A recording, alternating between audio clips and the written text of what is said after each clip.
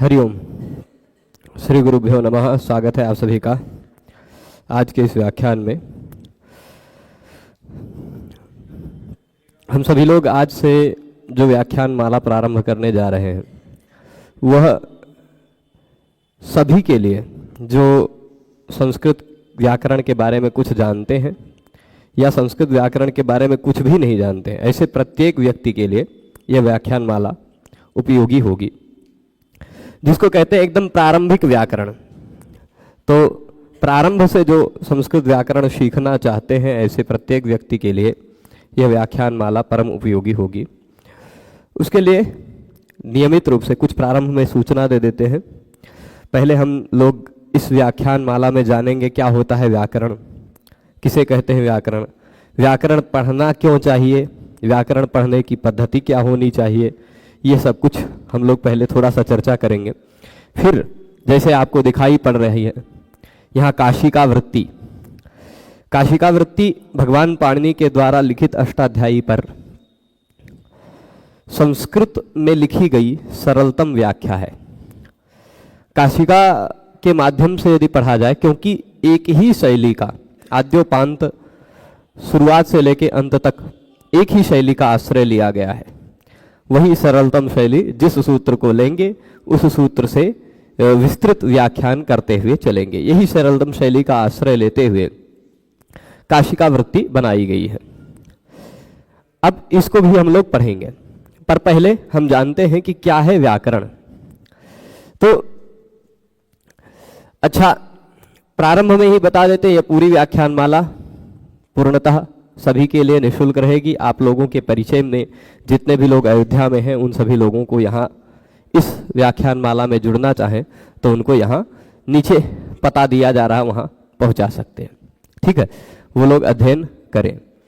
तो बहुत ज़्यादा अभी आगे चलेंगे नहीं, धीरे धीरे धीरे धीरे हम लोग क्रमशः प्रारंभिक जो इसका पहला अध्याय है, यदि नियमित रूप से एक भी दिन एक भी व्याख्यान छोड़े बिना यदि हम पहला पूरा अध्याय पढ़ लें तो बाकी के 7 अध्याय बहुत सरल हो जाएंगे। छोटी मोटी बात नहीं बोल रहा हूं मैं। यदि पहले अध्याय के आप सभी सूत्र पढ़ लें तो बाकी के 7 अध्यायों के सूत्रों के अर्थ आप खुद ब खुद निकालने लग जाएंगे। ऐसी शक्ति आप में आ जाएगी। अब वो कोई शक्ति आएगी नहीं, क्योंकि आप शैली पहचान जाएंगे। भगवान पाणिनि की शैली क्या है, भगवान पाणिनि किस तरह से लिखते हैं, ये अभी आप समझ जाएंगे। ठीक है, तो ये समझने के लिए अब हम लोग थोड़ा सा प्रारंभ करते हैं। क्या है व्याकरण, व्याकरण किसे कहते हैं, तो इस पर बहुत विचार है। कहते हैं व्याक्रियन्ते व्युत्पाद्यन्ते शब्दाः अनेन इति व्याकरणम। सामान्यतः ये कहते हैं कि जिसके द्वारा शब्दों का व्युत्पादन किया जाए वो व्याकरण है। व्याकरण क्या है, शब्दों का व्युत्पादन किया जाए। आजकल समाज में, संसार में बहुत सारी फैक्ट्रियां हैं, बहुत सारी शुद्ध शब्दावली में कहें आजकल की भाषा में तो बहुत सारे प्रोडक्शन फैक्ट्री हैं, जिसको कहते हैं उत्पादन शालाएं, जहां पर बहुत सा कुछ उत्पादन होता रहता है। जो जिस वस्तु की उत्पादन की शाला है वहां उस वस्तु का उत्पादन होता है। तो यहाँ शब्द के उत्पादन की शाला है। इसको पढ़ने से आप शब्दों का उत्पादन करना जान जाएंगे, नए नए शब्द बनाना जान जाएंगे, और कोई भी संस्कृत का शब्द सुनते ही आपके मन में आ जाएगा कि हाँ ये शब्द शुद्ध है, ये शब्द अशुद्ध है। अच्छा, इसका फल क्या है, इसको पढ़ने से आप समग्र संस्कृत वाङ्मय में निहित सभी प्रकार के ज्ञान पर प्रवेश पा सकते हैं। यह मैं आपको जो प्रारंभ करने जा रहा हूं, यदि कुछ दिन आप नियमित पढ़ते हैं तो मैं आपको संपूर्ण संस्कृत साहित्य की चाबी दे रहा हूं, जिसके सहारे ये एक अध्याय पूरा पढ़ने पर आप पूरे व्याकरण को बढ़िया से खुद से पढ़कर समझ सकते हैं। स्वाध्याय से खुद से भी पढ़कर समझ सकते हैं, ऐसी बुद्धि आ जाएगी। पर कुछ रहस्य नहीं जान पाएंगे। मैं आपको बता रहा हूं, मैं ऐसी बहुत सारी बातें आपको बताऊंगा जो बातें हमारे गुरुजनों ने हमें नहीं बताई थी। पर ऐसा नहीं है कि मैंने खुद से कल्पना करके बताई है। गुरुजनों के बताने की शैली ही ऐसी होती है कि उसमें बिना बताए ही बहुत सारी चीजें पता चल जाती हैं। है ही भगवान पाणिनि का ग्रंथ ऐसा। तो आपको भी कुछ और, जितना मैं बताऊंगा कुछ उससे भी विस्तृत बताऊंगा, उससे कुछ और ज्यादा ही पता चलेगा। ये भी बात है। तो इसलिए व्याकरण ये सामान्य नहीं है, आपको समग्र संस्कृत साहित्य की चाबी मिल रही है जिससे आप किसी भी साहित्य को पढ़ सकते हैं। अच्छा, हम प्रारंभ में एकदम से अभिवृद्धिरादि पहले सूत्र को चलने में हमें 2-3 दिन लगेगा, क्योंकि इन्होंने काशिका वृत्तिकार ने 14 सूत्रों पर भी वृत्ति की है, जो माहेश्वर सूत्र है 14, और उन सब पर भी वृत्ति की है। तो उन सबको भी हम लोग समझेंगे संक्षिप्त रूप में। क्या है अयुण, क्या है ऋलिक, क्या उसमें से किसी एक भी वर्ण को आगे पीछे करके हेर फेर करके काम चलाया जा सकता है, ये सब कुछ जानेंगे। तो चलिए, हम ये बता रहे थे कि व्याकरण कैसे पढ़ना है, ये अब जान लें। व्याकरण मतलब शब्दों का व्युत्पादन किया जाएगा, तो क्या इसमें शब्दों के व्युत्पादन में प्रश्न उठाते हैं कि किस प्रकार के शब्दों का व्युत्पादन किया जाएगा, आगे पढ़ेंगे ही। तो सभी शब्दों का, लौकिक वैदिक सभी शब्दों के व्युत्पादन का यह एक प्रकार का संसाधन है, जिसके सहयोग से आप लौकिक वैदिक सभी प्रकार के शब्द बना सकते हैं। ठीक है, तो वो शब्द शुद्ध है कि नहीं शुद्ध है, ऐसा सब कुछ अनुशासन करने वाला यह ग्रंथ है। ठीक है, तो ये तो जानेंगे ही, पर उसको जानने से क्या लाभ है, क्यों हमें पढ़ना है व्याकरण, क्या आवश्यकता है पढ़ने की।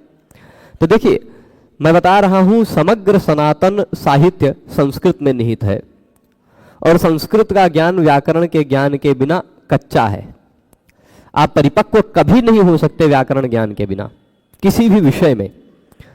तो इसलिए यह बहुत आवश्यक है कि आप लोग एकदम प्रारंभ से शुरू करें।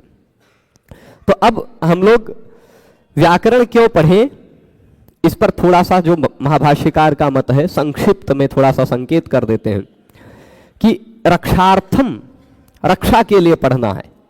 व्याकरण को पढ़ना है हमें, किसके लिए पढ़ना है, रक्षा के लिए। किसकी रक्षा करनी है, किस पर आक्रमण हो रहा है, कौन ग्रस्त हो रहा है दुरात्माओं से, जिसकी रक्षा करनी है हमें। तो कहेंगे रक्षार्थम वेदानाम अध्ययनम व्याकरणम, वेदों की रक्षा करनी है हमें। जो व्यक्ति व्याकरण को जानता है वह व्यक्ति वेदों के वाक्यों में, वेदों के शब्दों में कहाँ लोप हो गया है, कहाँ आगम हो गया है, कहाँ एक वर्ण बदलकर दूसरा वर्ण बन गया है, वही तो ठीक से जान पाएगा, वही तो वेद का भली भांति रक्षण कर पाएगा। तो लोपागम वर्ण विकारज्ञों ही सम्यक वेदान परिपालयिष्यति इति, ऐसा भाष्यकार ने कहा। इसलिए वेदों की रक्षा के लिए हमें व्याकरण अवश्य पढ़ना चाहिए। ठीक है, पहला प्रयोजन बता दिया। वैसे कुल मिलाकर 18 प्रयोजन बताए हैं, लेकिन मैं शुरुआती 5 बता करके फिर आगे चलूंगा। खाली संकेत बहुत सारे विषयों को करूंगा, यदि आपकी रुचि होती जाएगी तो उन ग्रंथों को आप पलटकर पढ़ लेंगे।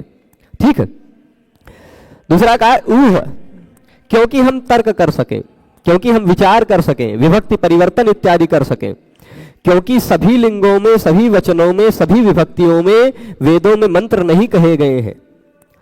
सूर्य देवता के लिए जो मंत्र कहा गया है या अग्नि देवता के लिए जो मंत्र कहा गया है, उसी मंत्र को, उसी विधि को यदि हमें सूर्य देवता पर प्रयोग करना है तो अग्नि का अग्नये कहेंगे, सूर्य का सूर्याय कहेंगे। यह कब कहेंगे, जब हम व्याकरण पढ़ेंगे तब यह ऊह कर पाएंगे। नहीं सूर्यायत्वा दुष्टम निर्वपामि की तरह हम अग्नायत्वा करने लग जाएंगे, है ना। जैसे देवीस्य, हम कई जगह देखे, कुछ जो आधुनिक विद्वान लोग होते हैं, कुछ पढ़े लिखे, थोड़े मतलब वो व्यंग्य अर्थ समझिए कैसे पढ़े लिखे, वो देवस्य की तरह देवीस्य कहते हैं, रमास्य कहते हैं, रामस्य नहीं, रमाया नहीं, रमास्य। तो अब ऐसे बोलने वाले लोग भी हैं। तो वो सब सही हम तब जान पाएंगे जब व्याकरण को पढ़ेंगे। इन सभी शब्दों की शुद्धि के ज्ञान के लिए व्याकरण पढ़ना आवश्यक है। अच्छा, यदि आप ब्राह्मण हैं तो आपका एक जन्मजात अधिकार है शब्दों को जानना, षडंग वेद का अध्ययन करना, 6 अंगों के साथ वेद का अध्ययन करना, यह आपका एक अकारण कर्तव्य बन जाता है। उसके पीछे क्या कारण है ये नहीं सोचना ही नहीं है। कुछ कुछ काम ऐसे होते हैं जो हमें क्यों करने हैं उसके पीछे कारण निहित होता है, पर यह निष्कारण धर्म है हमारा कि हमें, क्योंकि विद्या का प्रचार करना है, हमारा दायित्व ही यही है। स्वधर्मो, जो ब्राह्मण का स्वधर्म है वह अध्ययन अध्यापन, ये प्रारंभिक धर्मों में है ना। तो हम अध्ययन अध्यापन तभी कर पाएंगे जब थोड़ा सा समझेंगे। तो षडंग वेद का अध्ययन हमारा एकदम अनिवार्य कार्य है, और उस षडंगों में सबसे प्रधान अंग है व्याकरण, इसलिए भी हमें व्याकरण पढ़ना पड़ेगा। प्रधाने च कृतो यत्नः फलवान भवति, वो कहते हैं भाष्यकार कि हम जब प्रधान के पास जाते हैं, एकदम अच्छे जो सबसे प्रधान अंग है उनके पास जाते हैं, तो हम फिर जल्दी और सारा काम पूर्ण होता है। और सभी अंगों को पढ़ने के बाद व्याकरण पढ़ेंगे तो उतना शायद फलवान ना हो, पर व्याकरण पढ़ने के बाद और सबको पढ़ेंगे तो उससे आधे से भी कम समय लगेगा। तो इसलिए भी व्याकरण की महत्ता है। और व्याकरण सबसे लघु है, व्याकरण से अतिरिक्त और कोई लघु उपाय है ही नहीं जिससे शब्दों को जान सके। आप कल्पना तो कीजिए कि हम लोग उस पुस्तक को पढ़ने जा रहे हैं, उस ग्रंथ को पढ़ने जा रहे हैं जिसके 4000 छोटे छोटे वाक्यों या शब्दों को पढ़ने पर हम संस्कृत के अरबों खरबों शब्दों को पहचान पाएंगे यह शब्द शुद्ध है कि नहीं है। आप अरबों खरबों शब्दों को शुद्ध और अशुद्ध है कि नहीं है यह पहचान पाएंगे। नए शब्द जो अभी तक व्यवहार में नहीं भी हैं, यद्यपि व्यवहृत शब्दों का ही अनुशासन किया जाता है, पर फिर भी जो व्यवहार में नहीं है, आधुनिक जो बनने वाली वस्तुएं हैं, सामग्रियां हैं, उनके लिए भी हम नए शब्द का निर्माण यदि हो रहा है तो हम कह पाएंगे कि हाँ यह शिष्ट शब्द है, यह सही शब्द है ना। तो इसलिए ये अद्वितीय लघु उपाय है जिससे हम शब्दों को जान सके, इसलिए भी व्याकरण पढ़ना। और व्याकरण पढ़े हुए व्यक्ति को संदेह नहीं होता। असंदेहार्थम, असंदेह पहला रक्षा, ऊह, आगम, लघु और असंदेह, ये 5 मुख्य प्रयोजन बताए। क्यों पढ़ना व्याकरण? किमर्थम अध्येयम व्याकरणम? असंदेहार्थं चाध्येयम व्याकरणम, असंदेह के लिए। कभी कभी बहुत सारे शब्द ऐसे होते हैं जिन शब्दों में एक ही शब्द में अनेक अर्थ निहित होते हैं, अनेक ढंग से समास किया जा सकता है। एक लोकोक्ति मिलती है किसी कवि की, अहम चत्तंच राजेंद्र लोकनाथा वो भावपि बहुव्रीहिरहम राजन षष्ठी तत्पुरुषो भवान। तात्पर्य क्या है? एक भिखारी है, राजा के सामने खड़ा है और राजा से कह रहा है, राजन मैं और आप दोनों के दोनों लोकनाथ हैं। अब आप बताइए, राजा के सामने कोई भिखारी भिक्षुक खड़ा होकर कह रहा है कि आप भी लोकनाथ हैं तो मैं भी लोकनाथ हूं, लेकिन यही एक कमी है कि मैं तो बहुब्रीही हूं, आप षष्ठी तत्पुरुष हैं। मतलब लोकः नाथः यस्य सः, लोक है नाथ जिसका, ऐसा लोकनाथ मैं हूं, सारा पूरा लोक ही मेरा नाथ है। और षष्ठी तत्पुरुष आप हैं, लोकस्य नाथः लोकनाथः वो वाले आप हैं, ठीक है। तो लोक के नाथ वाले लोकनाथ आप हैं और लोकः नाथः यस्य सः वो लोकनाथ मैं हूं, दोनों के दोनों लोकनाथ हैं। लेकिन अब लोकनाथ शब्द का कौन सा वाला अर्थ लेना है, इसमें संदेह हो जाएगा सामान्य लोगों को। मैं वैदिक उदाहरण नहीं दे रहा हूं, वहां इंद्र शत्रु वाला में जो हुआ था, इंद्र शत्रु हो जाएगा, स्थूल पृषतीम अग्निवारणुम आनद्वाहिम, स्थूल पृषती उदाहरण दिया है। तो ऐसे बहुत सारे उदाहरण हैं जहां अनेक समास हो सकते हैं। तो वहां संदेह हो जाने पर हम ये जान पाएंगे कि यहां अगर पूर्व पद में प्रकृति स्वर लगा है तो बहुव्रीहि, समास के अंतिम में उदात्त लगा है तो तत्पुरुष। यह स्वर के आधार पर व्याकरण पढ़ा हुआ व्यक्ति ही जान पाएगा और कोई नहीं जान पाएगा। इसलिए भी व्याकरण पढ़ना असंदेह के लिए, जिससे हमें किसी भी परिस्थिति में संदेह ना हो। अच्छा, ये व्याकरण, अब प्रश्न उठता है कि व्याकरण पहले आया कि भाषा पहले आई? क्या है? थोड़ा सा कल्पना कीजिए। पहले किसी ने व्याकरण लिखा होगा कि इस तरह से इस सूत्र को लगकर ये शब्द बनेंगे, तब लोग शब्द बनाना, शब्द बोलना शुरू किए। कि पहले लोगों ने शब्द बोलना शुरू किया, लोगों ने व्यवहार प्रारंभ किया, और उस व्यवहार में व्यवहृत शब्द शुद्ध शुद्ध कौन कौन से हैं, इसका लक्षण व्याकरण ने बनाया। बताइए, पहले भाषा या पहले व्याकरण? तो पहले भाषा है, सही है, फिर बाद में व्याकरण बनाए। व्याकरण कितने हैं? तो अनेक हैं। अनेक आचार्यों ने व्याकरण लिखे हैं।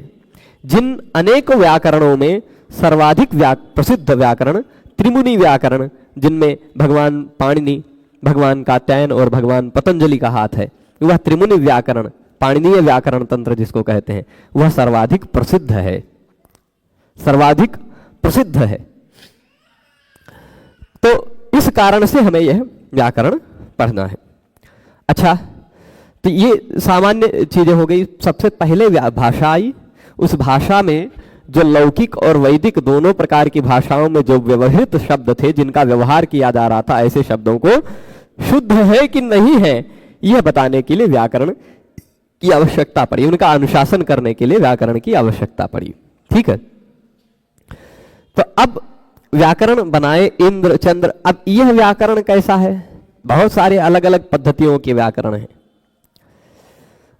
मैंने भी स्वयं 4 व्याकरणों को देखा है। चारों में बहुत हद तक समानता है, पर कुछ कुछ जगह बहुत भेद है। भगवान पाणिनि का जो व्याकरण है, उसके साथ साथ सरस्वती कंठाभरणम भोज का है, वो पढ़ा है। फिर उसके साथ साथ हरिनामामृत व्याकरण है, उसमें तो भगवान के नाम से सब कुछ कर दिया है। एक हेमचंद्र का व्याकरण है, देखने में कुछ मामलों में वो पाणिनि की अपेक्षा भी लघु है, लेकिन साफ साफ दिखाई पड़ता है कि बहुत नकल किया गया है, बहुत अनुकरण किया गया है अन्य व्याकरणों का। तो ऐसा नहीं है कि पाणिनि जी ने भी अनुकरण नहीं किया, किया ही है। पाणिनि जी से पहले भी व्याकरण थे ही, क्योंकि पाणिनि जी भी अपने गुरु के पास, आचार्य वर्ष और उपवर्ष के पास जब गए थे, तो वो व्याकरण ही पढ़ने गए थे। उस समय कौन सा व्याकरण चल रहा होगा? कोई ना कोई तो व्याकरण चल ही रहा होगा। और ऐसा नहीं है कि जो 14 सूत्र हम लोग अयूण रंजक इत्यादि पढ़ते हैं, ये पाणिनि जी ने नया आविष्कार किया है। इससे पहले ही अग्नि पुराण इत्यादियों में इनका उल्लेख मिलता है, स्पष्ट उल्लेख मिलता है। तो अब अग्नि पुराण कहेंगे, कुछ लोग कहेंगे नहीं भाई, पहले पाणिनि व्याकरण आया, फिर अग्नि पुराण आया, अनुकरण कर लिया हो गया अग्नि पुराण में व्याकरण से। तो उन लोगों को बता दें कि पाणिनि व्याकरण से पहले महाभारत आया है, यह स्पष्ट है।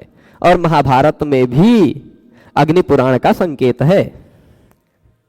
रामायण में भी कुछ हो सकता है संकेत मिल जाए, पर महाभारत में संकेत यानी पाणिनि व्याकरण में महाभारत का संकेत, और महाभारत में अग्नि पुराण का संकेत यानी पाणिनि व्याकरण से पहले का ही वो निश्चित है। ठीक है, तो उसमें ये सूत्रों के मूल बीज मिलते हैं। बहुत सारे सूत्रों के बहुत सारे सिद्धांत अग्नि पुराण में भी मिल जाते हैं। तो ऐसा नहीं है कि पाणिनि जी ने नया नया कुछ लिखा है। हाँ, पर जिस पद्धति से लिखा वह पद्धति उनकी मौलिक है, मौलिक पद्धति है। इतना सरल बनाकर लिख दिया है व्याकरण को कि सामान्य से सामान्य बालक समझ जाए। तो अब यह बात हो गई कि व्याकरण जो हम पढ़ेंगे, यह व्याकरण में पाणिनि जी ने कौन सा नया तरीका अपनाया है। तो कहा जाता है कि इंद्र और बृहस्पति के बीच में एक बार परिसंवाद हुआ था। बृहस्पति जी ने विचार किया कि जितने भी संस्कृत के शब्द हैं, शुद्ध शब्द हैं, उन प्रत्येक शब्दों का व्याख्यान किया जाए, एक एक सभी शब्द बताए जाएं। तो शुरू किया बृहस्पति जी ने व्याख्यान करना, इंद्र जी ने सुनना शुरू किया। व्याख्यान चलता रहा, श्रवण चलता रहा, व्याख्यान चलता रहा, श्रवण चलता रहा। कितना वर्ष बीत गया पता है? दिव्य 1000 वर्ष। दिव्य 1000 वर्ष मतलब समझ रहे हैं? कलयुग का लगभग 83%। कलयुग मतलब ये समझ लीजिए कि दिव्य 1000 वर्ष मतलब 3,60,000 वर्ष, 3,60,000 वर्ष मनुष्य लोक के हिसाब से उतना वर्ष तक चलता रहा। और फिर नान्तम जगाम, अंत तक नहीं पहुंच पाए, सभी शब्दों को समाप्त नहीं कर पाए। तो कितने शब्द हैं? इंद्र जैसे अध्येता, बृहस्पति जैसे अध्यापक रहने के बावजूद, रहने पर भी यदि शब्द राशि के अंत तक नहीं पहुंच पाए, तो आजकल के समय में जो व्यक्ति बहुतों अधिक जीता है, वह अधिकाधिक 100 वर्ष जीता है, उसमें कैसे पार कर पाएगा? इसलिए भगवान पाणिनि ने एक लघु उपाय किया है, किंचित सामान्य विशेषण कुछ सामान्य नियम, कुछ विशेष नियम बना करके ये पद्धति अपनाई है।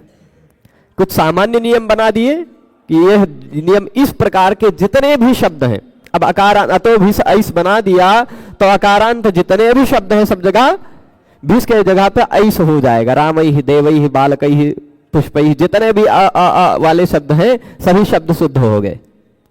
और जो थोड़े से स्पेशल हैं उनके लिए अलग नियम बना दिया है ना। तो ऐसे ही सामान्य विशेष नियम बना करके पूरा व्याकरण, हम लोग जिस पद्धति से पढ़ेंगे वो वही रहेगा। तो अब ये तो किंचित सामान्य विशेषण नियम हो गया। व्याकरण किसे कहा जाएगा? व्याकरण आप लोग पढ़ेंगे तो व्याकरण केवल सूत्र ही व्याकरण है कि शब्द भी व्याकरण है? इस विषय पर भी प्रश्न उठता है, तो इसका भी समाधान देते हैं। सूत्र और शब्द दोनों के दोनों व्याकरण है। लक्ष्य लक्षणे व्याकरणम, लक्ष्य है शब्द, लक्षण है सूत्र। शब्द और सूत्र दोनों मिला करके तब व्याकरण बनता है। सूत्र शब्दों के बिना सूत्र कहां से आएगा? शब्द सूत्रों के बिना शब्द कहां से? मतलब परस्पर एक दूसरे से ये बनते हैं। अच्छा, सूत्र को केवल हम व्याकरण मानने लग जाएंगे, केवल सूत्र को व्याकरण मानने लग जाएंगे तो व्याकरण से सूत्रम हम कैसे कह पाएंगे? है ना? जैसे हम कहते हैं अरुणस्य पुस्तकम, तो अरुणस्य पुस्तकम कहते हैं तो अरुण अलग है, पुस्तक अलग है। वैसे ही व्याकरण से सूत्रम कहते हैं तो व्याकरण अलग है, सूत्र अलग है। ऐसा भी तो पता चलना चाहिए ना, वो कैसे सिद्ध होगा? इसलिए बहुत सारी और भी समस्या आती हैं। तो प्रोक्तादि तद्धित, भवेच तद्धित इत्यादि बहुत सारे, है ना? तो वो जब शब्द को व्याकरण मानने लग जाते हैं तब समस्या आती है। तो केवल शब्द को भी व्याकरण नहीं कहा जा सकता, केवल सूत्र को भी व्याकरण नहीं कहा जा सकता, इसलिए सूत्र और शब्द दोनों व्याकरण है। अब चलिए, अब हम आते हैं विषय पर। विषय में आप लोगों को समझना क्या है? व्याकरण का एक ऐसा हवा उड़ाए हैं लोग कि ये बहुत कठिन है, लेकिन मैं पूरी जिम्मेदारी से कहता हूं, यदि आप सावधान रहे, यदि आप नियमित रहे, यदि आप यहीं बैठे रहे स्वस्थ रूप से, या यदि आप जो देखने वाले लोग हैं वो स्वस्थ रूप से देखते रहे, तो आप कहेंगे 4-5 महीने में कि चमत्कार हो गया। व्याकरण इतना आसान कैसे है?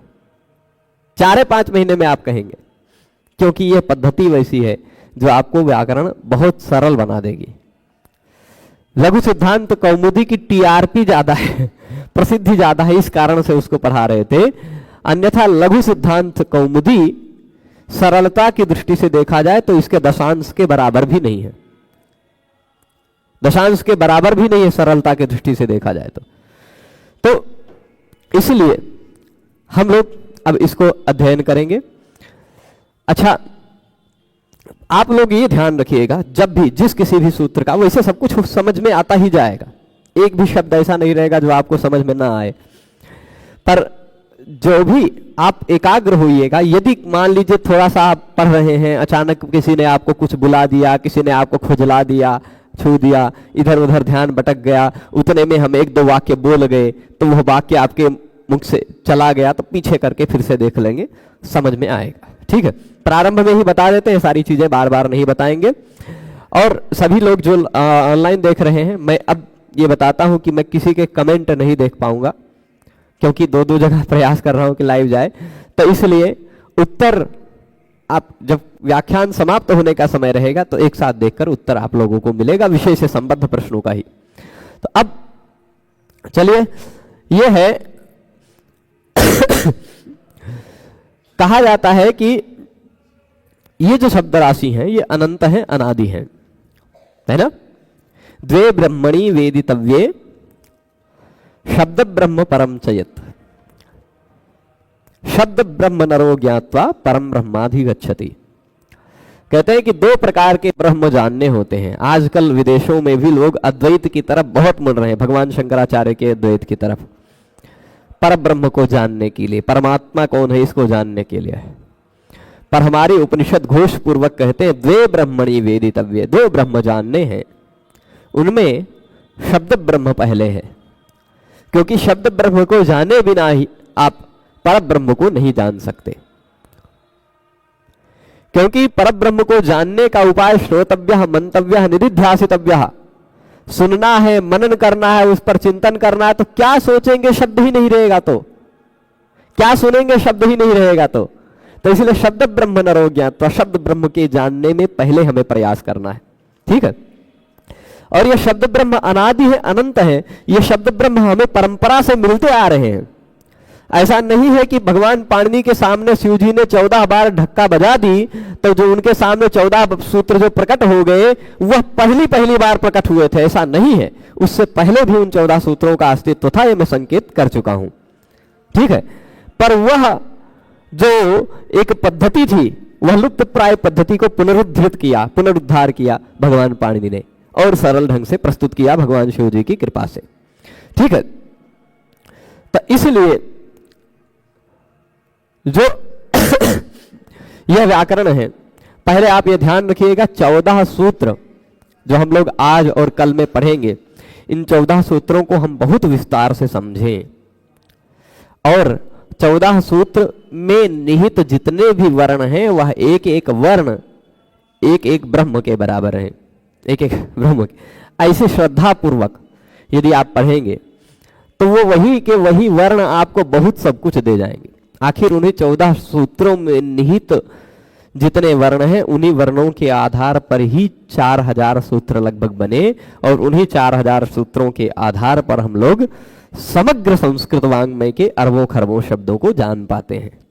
ठीक है, तो वह सामान्य नहीं है, बीज है, बीज है। और बीज को यदि आप हल्के में लेते हैं, बीज वपन में लापरवाही करते हैं, तो फिर वह बीज कैसे वट वृक्ष की आकृति ले पाएगा, है ना। तो इसलिए बीज में ध्यान दीजिएगा। चलिए मंगलाचरण करते हैं इस ग्रंथ का। हम ग्रंथ काशिका शुरू कर रहे हैं। अष्टाध्यायी की यह सरलतम व्याख्या है मेरी दृष्टि में, संस्कृत वृत्तियों में सरलतम वृत्ति है। हाँ, इसके सिद्धांतों से कुछ कुछ जगह पर नागेश भट्ट का, कुछ कुछ जगह पर भट्टोजी दीक्षित का, नव्य वैयाकरणों में कुछ लोगों का मतभेद है, पर वो तो गुरु शिष्य में भी रहा है, भट्टोजी दीक्षित और वरदराजाचार्य में भी। वह सब कुछ हमें समझना है, पर प्रारंभिक व्याकरण को जानने के लिए यह सर्वोत्तम वृत्ति है, ऐसा मेरा मानना है। मैं अपने गुरुजी के पास जब आया था अयोध्या में, पूज्य ब्रह्मचारी गुरुजी के पास, और कहा था व्याकरण पढ़ना है, तो उन्होंने सबसे पहले दिन ही इसी को पढ़ाना शुरू किया था। प्रारंभ ही काशिका वृत्ति से किया था और संभवतः उन्होंने, मैं 2009 से 2023 के बीच, 2022 के आसपास तक का समय देखा हूं, उतने समय के बीच में उन्होंने और किसी को शायद वह वृत्ति नहीं पढ़ाई, पता नहीं। सौभाग्यशाली था, 4 अध्याय पढ़ा और फिर बाकी तो अपने आप खिल के आते रहते हैं। तब देखिए, चलिए मंगलाचरण करते हैं। वृत्तौ भाष्ये तथा धातु नाम पारायणादिषु विप्रकीर्णस्य तंत्रस्य क्रियते सार संग्रह। अच्छा, ये संपूर्ण व्याकरण तंत्र जो है, व्याकरण एक तंत्र है, तंत्र मतलब सिस्टम कह सकते हैं एक प्रकार की, एक भौतिक नहीं है यह, अन्यथा इसको कह सकते थे कि एक प्रकार की मशीनरी जिसमें डाल करके प्रोसेस करके हम लोग शब्द बना सकते हैं, पर एक भौतिक आकृति के बिना एक ऐसी प्रक्रिया है जिस प्रक्रिया का आश्रय लेकर हम लोग संपूर्ण शब्द राशि को बना सकते हैं। तो कह रहे वृत्तौ, वृत्ति में, वृत्ति क्या है?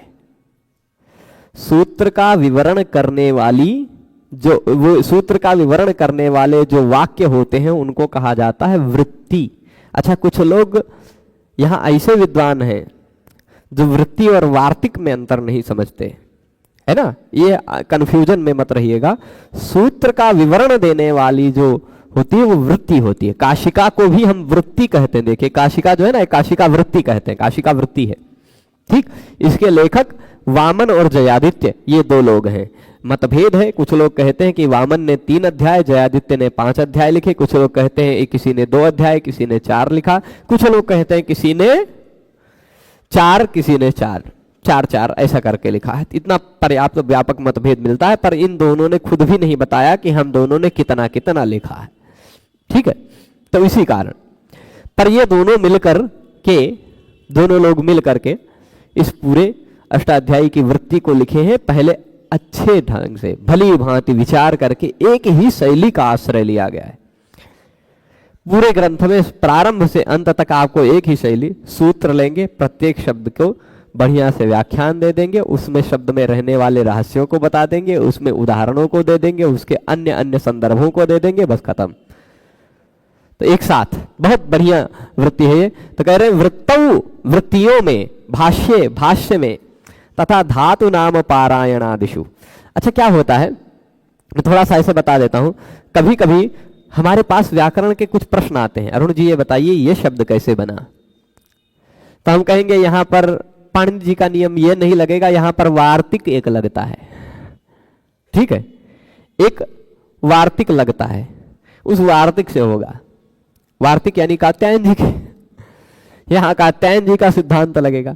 अच्छा, एक वार्तिक कुछ ऐसा वाक्य प्रश्न मिलता है जहां वार्तिक का भी नियम नहीं लगता है, वहां क्या होता है कि वहां भाष्यकार का ये वचन है, भाष्यकार के इस वचन के आधार पर यह सिद्ध होता है, ठीक है। या पाणिनि जी के सूत्रों में निहित इस शब्द पर ऐसा कुछ समझ करके एक ज्ञापक परिभाषा निकाली गई, उस परिभाषा से ये काम होता है। तो कहीं वृत्ति में कहीं कोई बात सुलझी पड़ी हुई है, कहीं भाष्य में कोई बात उलझी पड़ी हुई है, कहीं धातुओं में कोई बात छिपी हुई है। एक ही दा है, एक दैप है, एक दाप है, इन सब में थोड़ा थोड़ा जो अंतर है उनमें। और धातु पारायण नाम पारायण, धातु पारायण नाम पारायण, मतलब धातु पारायण उनको कहते हैं जो क्रिया के सूचक होते हैं, पठ गम हस भू इत्यादि जो हैं, भवती पठती खादती हसती इत्यादि जिनमें क्रियाएं निहित होती हैं वो धातु हैं।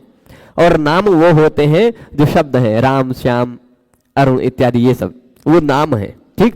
धातुओं के पारायण और नाम के पारायण में, वृत्तियों में विभिन्न वृत्ति जो विवरण देने वाले वाक्य हैं उन विभिन्न वाक्यों में, भाष्य में, तथा धातुओं के पारायण एवं नाम के पारायण इत्यादि में, इत्यादि में और सब कुछ ले लीजिए, गणपाठ हो गया, लिंगानुशासन हो गया, जो कुछ भी और लेना है वो ले लीजिए।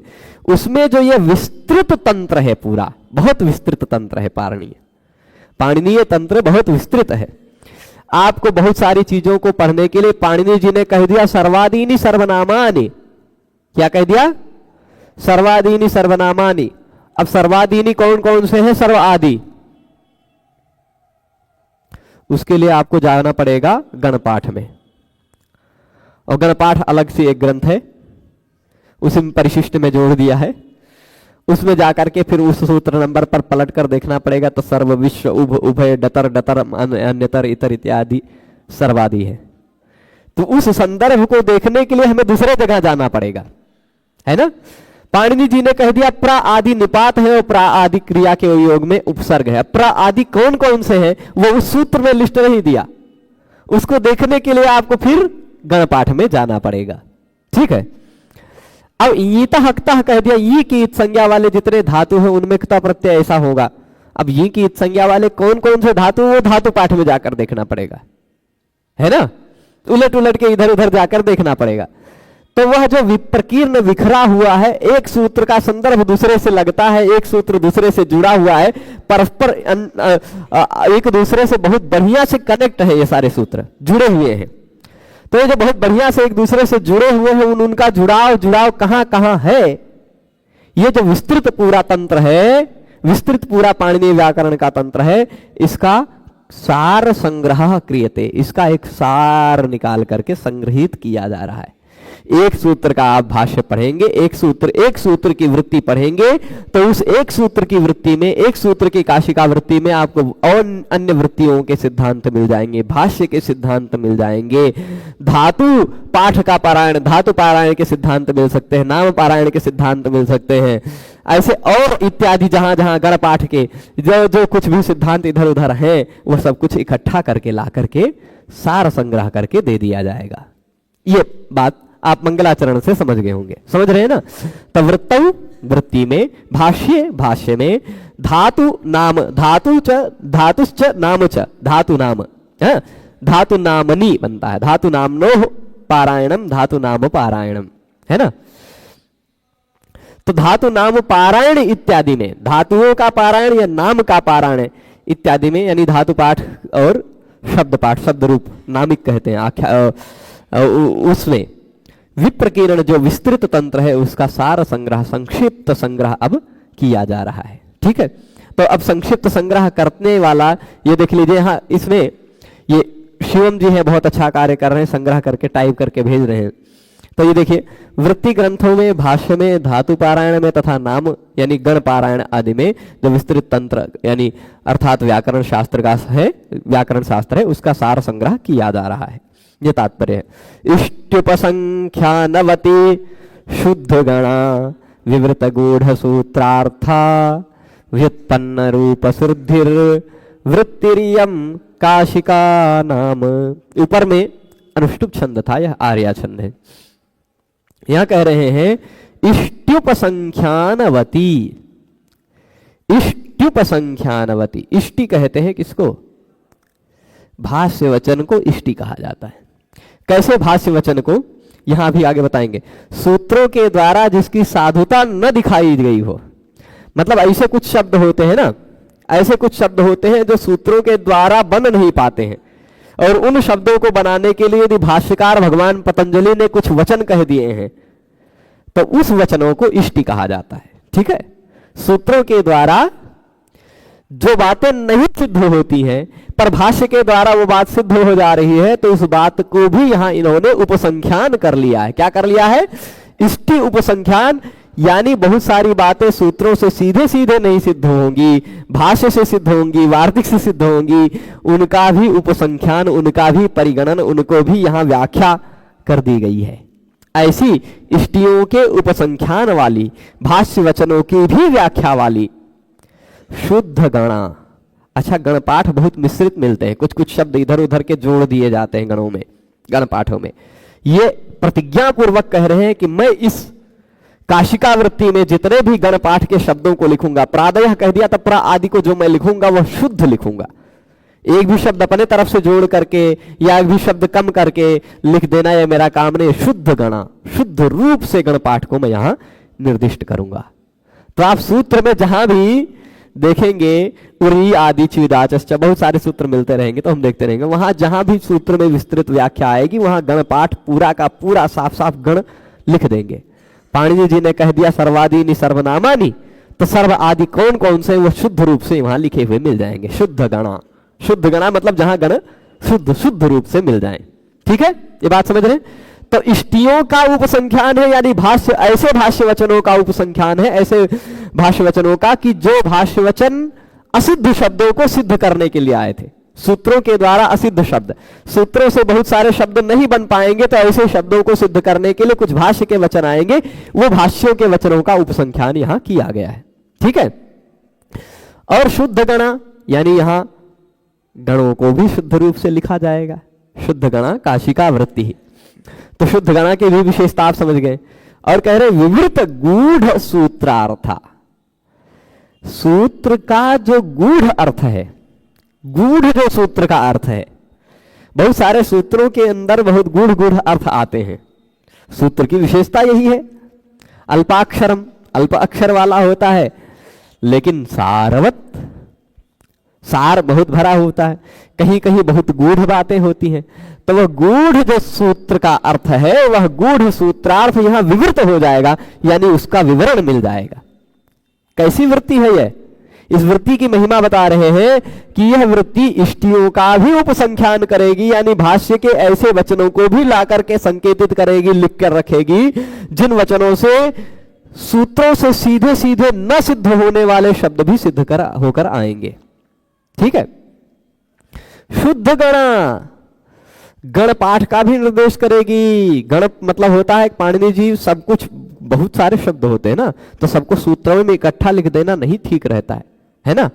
कहना है पाणिनि जी को कि प्रा आदि 22 उपसर्ग हैं, तो खाली कह दिया प्रादयः, है ना, बस उतने से समझ जाइए। अब प्रा आदि 22 कौन है, वो उसके लिए पाणिनि जी का एक दूसरा नोट है जिसको गण पाठ कहा जाता है, उसमें जाकर आपको देखना पड़ेगा कौन कौन है प्रा आदि, एक अलग गण बना दिया है ना। तो वैसे ही तो शुद्ध गणा, उस शुद्ध गण का भी यहां निरूपण किया जाएगा। विवृत गूढ़ सूत्रार्थ, गूढ़ सूत्र के गूढ़ अर्थों का भी निरूपण किया जाएगा। व्युत्पन्न रूप सिद्धि, और रूपों की सिद्धि का भी व्युत्पादन किया जाएगा। अथवा व्युत्पन्न रूप जो है, व्याकरण के द्वारा विशिष्ट रूप से जो उत्पन्न शब्द होंगे, उन शब्दों की रूप की सिद्धि ही की जाएगी। ठीक है, ऐसे करने वाली वृत्ति इयम काशिका नाम, यह वृत्ति है। इयम वृत्ति ही, वृत्ति ही इयम, यह वृत्ति है। कौन सी वृत्ति है? काशिका नाम, इसके काशिका नाम की यह वृत्ति है, असाधारण काशिका वृत्ति है। ठीक है, तो ये बात बता दी। यह काशिका वृत्ति इष्टियों के व्याख्यान से युक्त है, विशुद्ध गणपाठ से युक्त है, सूत्रों के गूढ़ अर्थ को प्रकाशित करने वाली है। सूत्रों के द्वारा जिसकी साधुता प्रदर्शित न की गई हो, उसकी साधुता का बोधक भाष्य वचन इष्टि कहलाता है। अब तीसरे, तीसरा मंगलाचरण है अंतिम, व्याकरणस्य शरीरम परिनिष्ठित शास्त्र कार्य में तावत। व्याकरणस्य शरीरम, यह व्याकरण का शरीर है। अभी तक जो बताया गया वो सब कुछ व्याकरण का शरीर है। दो श्लोकों में बताया गया ना, क्या क्या 2 श्लोकों में बताया गया, श्लोक याद कर लीजिएगा। देखिए, वृत्ति, भाष्य, धातु पारायण, नाम पारायण, और फिर उसके बाद इष्टि, गण, गूढ़ सूत्रार्थ, है ना, रूप सिद्धि, ये सब कुछ व्याकरण का शरीर है। व्याकरण इसी तरह दिखाई पड़ता है, व्याकरण में यही है ना। तो ये क्या कह रहे हैं कि ये व्याकरण का शरीर है ना। व्याकरणस्य शरीरम परिनिष्ठित शास्त्र कार्य में तावत। परिनिष्ठित शास्त्र कार्यम, परिनिष्ठित शास्त्र कार्यम कहते हैं कि व्याकरण शास्त्र का परिनिष्ठित कार्य यही है। ठीक है, यानी क्या है कार्य? वृत्ति, भाष्य, धातु, नाम, पारायण, इष्टि का उपसंख्यान, शुद्धों का, गणों का शुद्ध निरूपण, यही व्याकरण का परिनिष्ठित कार्य, इतना ही है। ठीक है, शिष्टः परिकरबन्धः क्रियते स्य ग्रंथकारेण। तो शास्त्र कार्य अब तक के आचार्यों ने इतना सब कुछ शास्त्र कार्य कर डाला है ना। क्या? वृत्ति, भाष्य इत्यादि लिख डाले हैं अब तक के आचार्यों ने। अब इसका शिष्टः परिकर बंधा, सब इधर उधर जो बिखरे हुए हैं उनको एक साथ परिवार की तरह बांध करके, जोड़ करके, इकट्ठा रखने का काम क्रियते अस्य ग्रंथकारेण। अस्य यानी यह पूरे व्याकरण के शरीर का परिकर बंधन किया जा रहा है, जोड़ करके, एकत्रीकरण करके ग्रंथकार के द्वारा, है ना, इसको किया जा रहा है। अथवा ग्रंथकारेण शब्द से यहाँ महाभाष्यकार इत्यादि को संकेतित कर रहे हैं कि उन लोगों ने भी यह परिकर बंध ही किया है। ठीक है, ये तात्पर्य कर सकते हैं। तो अब चलिए, काशिका वृत्ति के अंतर्गत अब प्रत्याहारों का निरूपण होता है। मंगलाचरण समाप्त हो गया। अथ प्रत्याहाराः, यहां से जो विषय शुरू हो रहा है, इस विषय को समझे बिना व्याकरण में कुछ नहीं जान सकते, तो थोड़ा सा सावधानी से, ठीक है, थोड़ा सा सावधानी से कह रहे हैं कि काशिका वृत्तौ प्रत्याहाराः। लघु सिद्धांत कौमुदी में जब हमें पढ़ना पड़ता है तो हम पहले सूत्रों को पढ़ने के बाद, उड़ इत्यादि सूत्रों को पढ़ने के बाद, फिर उसके बाद हम लोग हलन्त्यम, तस्य लोपः, अदर्शनम लोपः इत्यादि समझ करके क्षिपतु तो हलन्त्यम तस्य लोपः इत्यादि पढ़ने के बाद हम लोग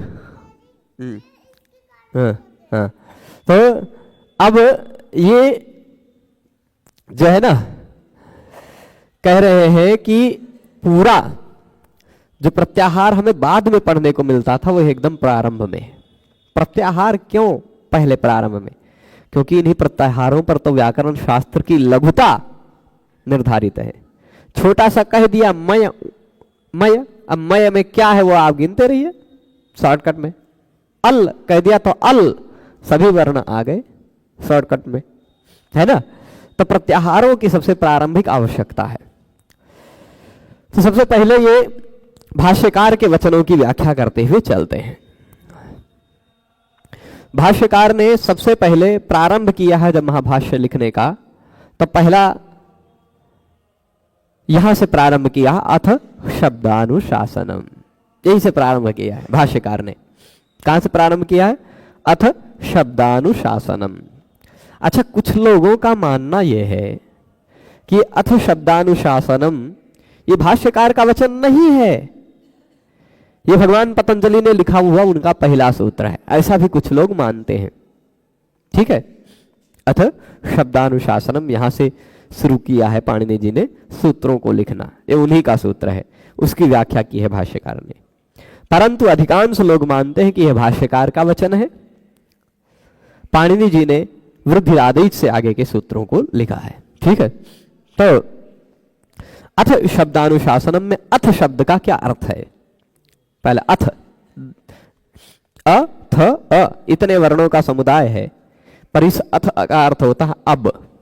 शुद्ध हिंदी भाषा में कहा जाए अब शब्दानुशासन प्रारंभ करते हैं। चलिए शुरू प्रारंभ किया जाए शब्दों का अनुशासन करना। अब शब्दों का अनुशासन प्रारंभ करते हैं। तो अब जैसे कहा गया, इस हिंदी में अब का कई अर्थ हो सकता है, वैसे ही संस्कृत में अथ का भी कई अर्थ हो सकता है। कोश मिलता है मंगलानंतरारंभ प्रश्न कार्त्स्नेश्वथो अथ। मंगल अनंतर आरंभ प्रश्न कार्त्स्ने संपूर्णता है ना, इसमें अथ कहा गया है। किसी ग्रंथ का मंगलाचरण करना हो, आरंभ करना हो, अनंतर बताना हो, इसके बाद, अब मतलब अब इसके बाद, ये भी तो हो सकता है अर्थ ना। तो यहां किस अर्थ में अथ है? तो यहां अथ शब्द का अर्थ अधिकार। भगवान पतंजलि ने स्वयं सोदघोष बोला है, अथेत्ययम शब्द अधिकारार्थ प्रयुज्यते। अथ ये जो शब्द है इसका अर्थ अधिकार। अधिकार यानी अब यहां से शब्दानुशासन नामक एक शास्त्र का अधिकार शुरू हो गया। अब यहां से आगे जो कुछ भी बताया जाएगा वह सब कुछ क्या बताया जाएगा? शब्दानुशासन नाम का एक विषय बताया जाएगा। शब्दानुशासन विषय है क्या? जिसमें हम लोग शब्दों का अनुशासन करेंगे। कौन से शब्द सही हैं, कौन से शब्द अशुद्ध हैं, ये सब कुछ हम जानेंगे। अच्छा, तो शब्दानुशासनम का तात्पर्य क्या? शब्दानाम अनुशासनम। क्या? शब्दानाम अनुशासनम, शब्दानुशासनम। शब्दों का जो अनुशासन है वह शब्दानुशासन है। ठीक है, तो अथ शब्दानुशासनम। अब शब्दों का अनुशासन हम लोग करेंगे, तो किन शब्दों का अनुशासन करेंगे? प्रश्न यही हुआ, किन शब्दों का? क्या नदी तालाब इत्यादि, नदी झरना इत्यादि में जो आवाज आती है वो भी, उनका भी अनुशासन होगा? क्या भूस्खलन, भूकंप, झंझावात, है ना, पर्वत टूट टूट के गिरते हैं, पत्थर आपस में टकराते हैं, या और भी संसार में तमाम व्यवहार होते रहते हैं, ढोलक नगाड़ा इत्यादि बजता है, उससे भी शब्द सुनाई पड़ता है ना। बढ़ई यहाँ टेबल बनाते रहते हैं, उसका भी शब्द सुनाई पड़ता है। तो क्या सभी शब्दों का अनुशासन होगा? किन शब्दों का अनुशासन? तो कह रहे लौकिकेशाम शब्दानाम, यही प्रश्न पूछा है। क्या सभी शब्दों को हम लोग देखेंगे कि अब बढ़ई ये जो बजा रहा है शुद्ध बजा रहा है कि नहीं बजा रहा है?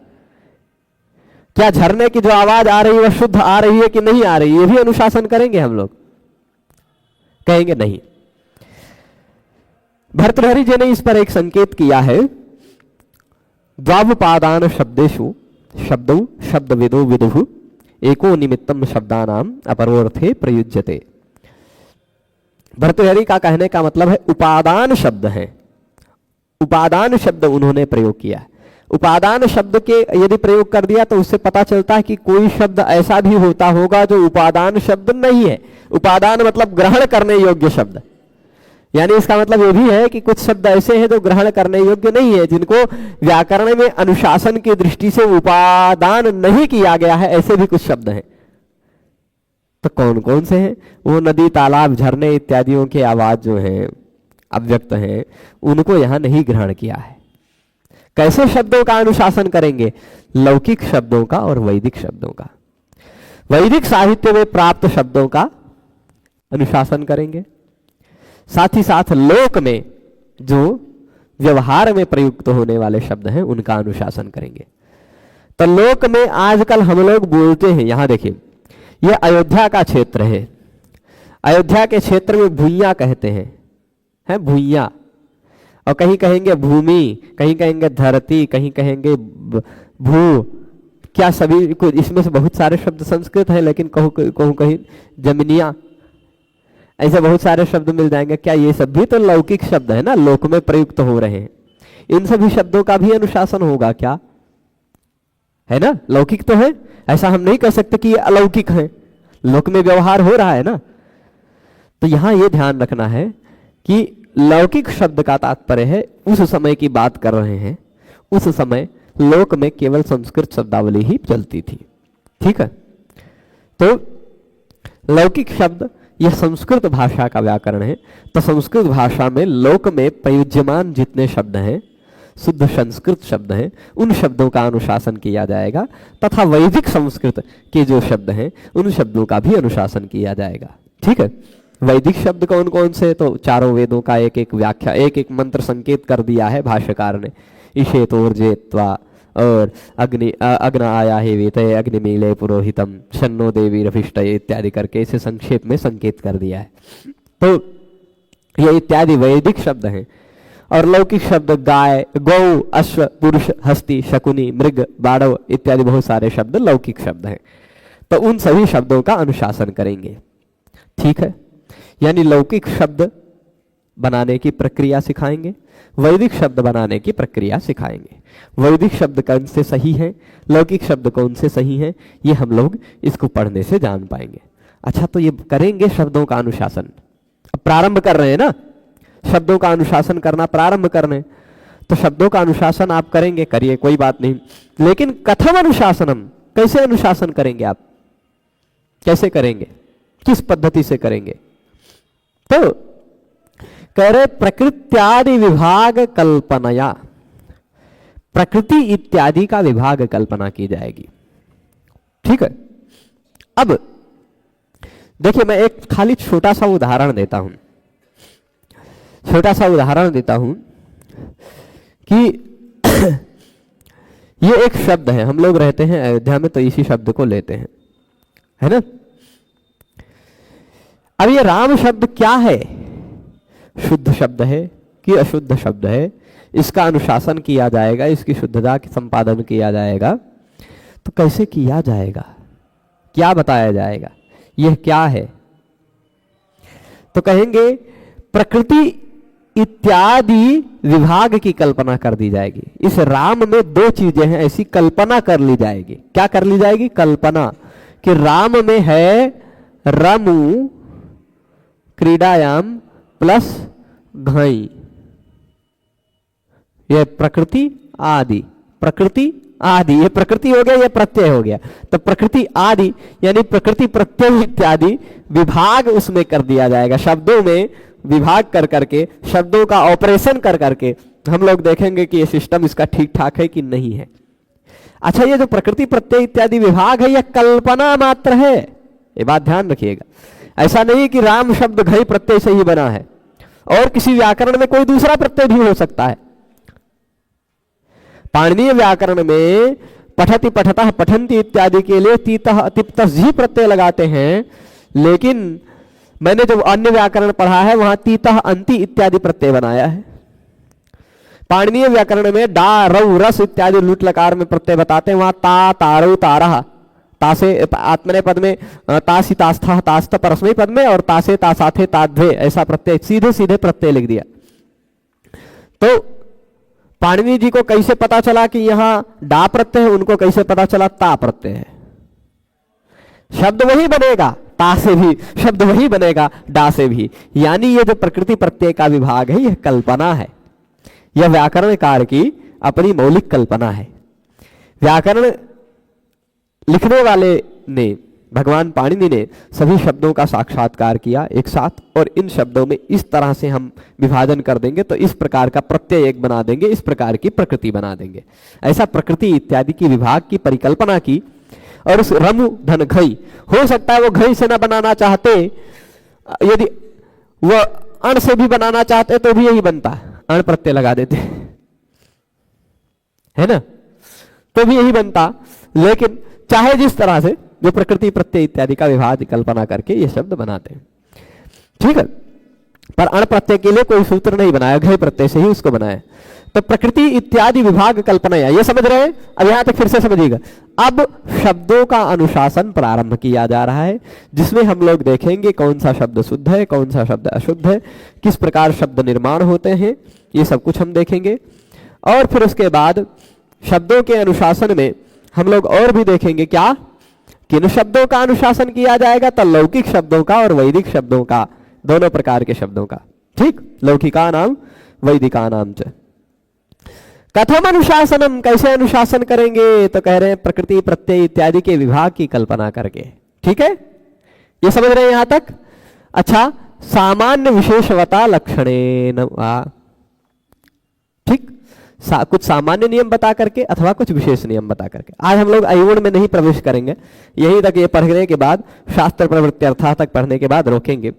और अभी आप लोग भी जो इसको अधिकाधिक प्रचार कीजिएगा, जो लोग और आ सकते हैं आपके मित्रों में और गुरुकुलों में पढ़ रहे हैं और विद्यालयों में रह रहे हैं, जिन तक ये सूचना नहीं पहुंच पाई है, ऐसे लोगों तक ये सूचना पहुंचाइएगा। बहुत सारे बच्चे हैं जिनके पास मोबाइल नहीं है, तो हम सोशल मीडिया का प्रयोग करके उन तक नहीं पहुंच सकते हैं, उनको यही प्रबुद्ध बनाना पड़ेगा सामने बैठा के, ठीक है। तो ऐसे लोगों तक बताइएगा। तो सामान्य विशेषवता लक्षण, सामान्य और विशेष रूप वाले लक्षण से बताएंगे। अब क्यों करना भाई वर्णों का उपदेश क्यों करना है? जब हमें ये यहां तक हो गया, कुछ सामान्य नियम बताएंगे, कुछ विशेष नियम बताएंगे। मतलब क्या है सामान्य नियम, क्या है विशेष नियम? सामान्य नियम उसे कहते हैं जो ज्यादा पर लागू होता हो, विशेष नियम उसे कहते हैं जो कम लोगों पर लागू होता हो, ठीक है। जैसे मान लीजिए यहां इतने सारे लोग बैठे हुए हैं, मैं ऐसे कह दूं यहां कोई एक आ गया हो दान देने वाला, मैं ऐसे कह दूं कि इन सबको अष्टाध्यायी की पुस्तक दे दो, लेकिन रोहित जी को काशिका दे दो, ठीक। सामान्य नियम विशेष नियम हो गया। अब जो सबके लिए कहा गया वह सामान्य नियम हो गया, जो रोहित जी के लिए कह दिया गया वह विशेष नियम हो गया ना। तो सामान्य और विशेष इस तरह से नियम बनते हैं। अब आप बताइए, क्या रोहित जी को भी अष्टाध्यायी मिलेगी? मैंने मत देना ऐसा नहीं कहा है, मैंने कहा सबको अष्टाध्यायी दीजिए, रोहित जी को काशिका दीजिए। तब अष्टाध्यायी और काशिका में सबको मूल अष्टाध्यायी मिल जाएगी, इनको व्याख्या के साथ काशिका मिल जाएगी, पर इनको अष्टाध्यायी वाली पुस्तक नहीं मिलेगी। मना नहीं किया है मैंने, लेकिन फिर भी नहीं मिलेगी। यही होता है सामान्य नियम और विशेष नियम। कह दिया गया सभी ब्राह्मणों को दही दो, लेकिन यही कौंडिन्य जो बैठे इनको मट्ठा दे दो, तक्रम ब्राह्मणेभ्यो दधिदीयताम तक्रम कौंडिन्याय। तब सभी ब्राह्मणों को दही भी मिल जाएगी, कौंडिन्य जी को तक्र भी मिल जाएगा, लेकिन सभी ब्राह्मणों में कौंडिन्य भी है, फिर भी उनको दही नहीं मिलेगी। तो ऐसे ही इस प्रकार के शब्दों से ये प्रत्यय लगाओ, लेकिन उसमें से इस धातु से ये प्रत्यय लगा दो।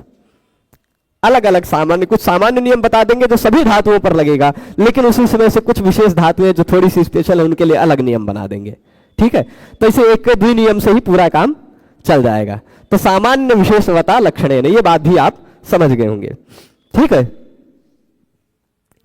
तो अव्यक्त शब्दों के भी है कुछ अनुशासन, तो वहां जो हम व्यवहार करते हैं जिन अव्यक्त शब्दों का, उन्हीं का अनुशासन है। वह अव्यक्तानुकरणे, अव्यक्त शब्दों का नहीं, अव्यक्त के अनुकृत शब्दों का है ना। तो अब तो चलिए ठीक है, कुछ सामान्य नियम बताएंगे, कुछ हम विशेष नियम बताएंगे, इस तरह से शब्दों का अनुशासन होगा, ठीक है। तो शब्दों का अनुशासन करने के लिए अयुण ऋलृक एओंग अयौच हजावरट लण यमंगणनम झभय घडधश जबगडदश खफ छठ थ चट तव कपय सर हल, ये 14 सूत्र की क्या आवश्यकता पड़ी? इन वर्णों के उपदेश की क्या आवश्यकता पड़ी? किमर्थः वर्णानाम उपदेशः, वर्णों का उपदेश किस लिए किया गया? क्या आवश्यकता है वर्णों के उपदेश को करने की? क्या आवश्यकता है वर्णों का उपदेश करने की? तो इसलिए कह रहे हैं प्रत्याहारार्थ, प्रत्याहार निर्माण के लिए, ठीक है। इन सारे विषयों को हम लोग कल पढ़ेंगे, आज रोका जाता है यहीं। लेकिन थोड़ी सी छोटी छोटी सूचनाएं हैं कि ये जो व्याख्यान माला है यह नियमित चलेगी अष्टमी प्रतिपदा को छोड़कर, अष्टमी प्रतिपदा और त्रयोदशी को भी छोड़कर, यानी 15 दिन में 12 दिन इसकी कक्षाएं होंगी, 3 दिन नहीं होंगी, ठीक है। महीने भर में 24 दिन होंगी, 6 दिन नहीं होंगी, ऐसा मान लीजिएगा, ठीक है। क्यों? क्योंकि उन दिनों पर व्याकरण नहीं पढ़ना चाहिए, उन दिनों पर हम लोग केवल वाल्मीकि रामायण पढ़ेंगे। दूसरी बात कि यह जो व्याख्यान माला प्रारंभ हुई है यह पूर्णतः सबके लिए निःशुल्क रहेगी। इसके लिए आप अभी कुछ है दिक्कतें, प्रयास यह है कि 9 फरवरी के बाद किसी भी वीडियो पर कोई ऐड नहीं आएगा, और हाँ उसके साथ साथ ये सारे वीडियो आपको अधिकाधिक जगह पर मिलेंगे, जिससे आपको इसको खोजने में कठिनाई नहीं होगी। सरल संस्कृत व्याकरण चैनल पर भी मिलेगा आपको, सरल संस्कृत व्याकरण फेसबुक पर भी मिलेगा आपको सारे वीडियो क्रम से, और उसके साथ साथ ही सर्वज्ञ गुरुजी ने कहा है कि आप इसको हमारे चैनल पर भी डालिएगा तो संस्कृत गंगा में भी आपको यह मिलेगा निःशुल्क पूर्ण रूपेण।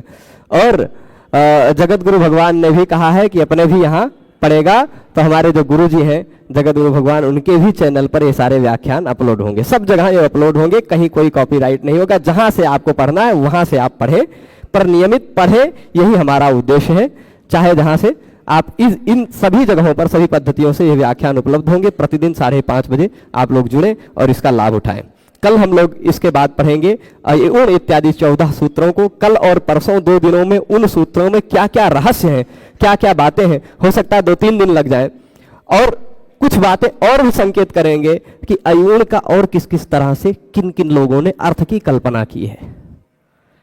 कुछ लोगों ने अयूण का ब्रह्म परक, अद्वैत वेदांत परक भी व्याख्या कर ली है इन 14 सूत्रों को, और कुछ लोगों ने भगवान राम परक भी व्याख्या कर ली है, कुछ लोगों ने भगवान नारायण परक भी व्याख्या कर ली है।